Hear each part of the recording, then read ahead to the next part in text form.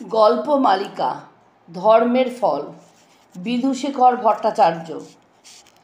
মগধাধিপতি অজাতশত্রু সম্বন্ধে একটি গল্প পাওয়া যায়। তিনি একদিন ভগবান বুদ্ধের নিকটে প্রশ্ন করেন, লোকে নানাবিধ শিল্প বা বিদ্যা শিক্ষা করে। কেউ হাতি চালাইতে, কেউ ঘোড়া চালাইতে, কেউ বা রথ চালাইতে শিক্ষা করে, কেউ বা ধনুর্বিদ্যা জানে, কেউ কেউ বা আর বিদ্যা জানে। ইহারা সকলেই এই সমস্ত শিল্প বা বিদ্যার ফল প্রত্যক্ষ পাইয়া থাকে। তাহারা ইহাতে নিজেও সুখী হয়, বাপ মাকেও সুখী করে, ছেলে মেয়েকেও সুখী করে, নিজেও আনন্দ পায়, আত্মীয় স্বজন বন্ধুবান্ধব সকলকে আনন্দ দেয়। কিন্তু এই যে সামান্য অর্থাৎ শ্রমণ ধর্ম বা সন্ন্যাস ধর্ম, ইহার কি কোনো প্রত্যক্ষ ফল পাওয়া যায়? মগধরাজ সামান্য বা শ্রমণ ধর্মের প্রত্যক্ষ ফলের কথা জিজ্ঞাসা করিয়াছিলেন, কিন্তু কোনো বিশেষ ধর্মের উল্লেখ না করিয়া সাধারণভাবে প্রশ্ন করিতে পারা যায়, ধর্মের কোনো প্রত্যক্ষ ফল আছে কি? পারলৌকিক ফলের কথা জানাইয়া অনেক সময় ধর্মে প্রবৃত্তি উৎপাদন করা হয়। কখনো কখনো ইহলোকেও তাহার ফল লাভের কথা বলা হইয়া থাকে। যেমন কেহ যদি বৃষ্টি চায় তো অমুক বা কারিরই যাগ করিবে, যাগ করার পর বৃষ্টি হইলে ইহা বলা শক্ত হয় যে যাগেরই ফলে ইহা হইয়াছে, কারণ অন্য কারণেও ইহা হইবার সম্ভাবনা থাকে। ইহলোক সকলেরই কাছে স্পষ্ট, প্রত্যেকেরই ইহা প্রত্যক্ষ, এবং সেই জন্যই কেহ ইহা স্বীকার না করিয়া পারে না। কিন্তু পরলোক তেমন নহে। ইহা বস্তুত আছে কি না সন্দেহ। পণ্ডিতেরা পরলোকের অস্তিত্বের নানা প্রমাণ দিবেন। এ সমস্ত প্রমাণ কেহ কেহ বুঝিলেই অনেকেই বুঝিতে পারেন না। দুর্গম তর্কের মধ্যে প্রবেশ করিতে কয়জন পারে? যাহারা পরলোক বোঝেন বা মানেন, তাহারা সেখানে ফল লাভের জন্য ধর্ম অনুষ্ঠান করুন, ভালো কথা। যাহারা পরলোক মানেন আর যাহারা তাহা মানেন না বা বুঝিতে পারেন না, ইহারা উভয়েই ইহলোক মানেন। ইহলোকের সঙ্গে কি ধর্মের যোগ নাই?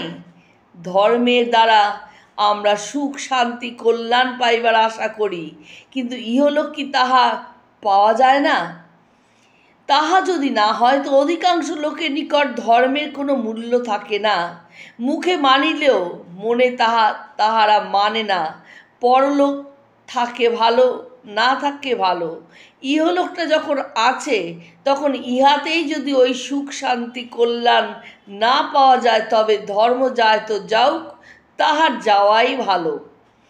হাতে হাতে যদি কিছু পাওয়া যায় তো বিশ্বাস হয়, পরে পাওয়া যাইবে কি না যাইবে কে জানে। ঠিক কথা, থাকুক পরলোক, ইহা কি বলা যায় না যে ধর্মের ফল ইহলোকেই, এই জীবনেই সুস্পষ্ট অনুভব করিতে পারা যায়? এ সম্বন্ধে অন্য কিছু বলবার পূর্বে বুদ্ধদেব অজাতশত্রুকে কি উত্তর দিয়াছিলেন তাহাই একটু অতি সংক্ষেপে দেখা যাওক। বুদ্ধদেব বলিলেন, মহারাজ, আপনি কি মনে করেন আপনার একটি চাকর আছে? এ সব সময় কি করিতে হইবে বলিয়া প্রস্তুত হইয়া থাকে? চাকরের সব কাজ ঠিক ঠিক করিয়া চলে।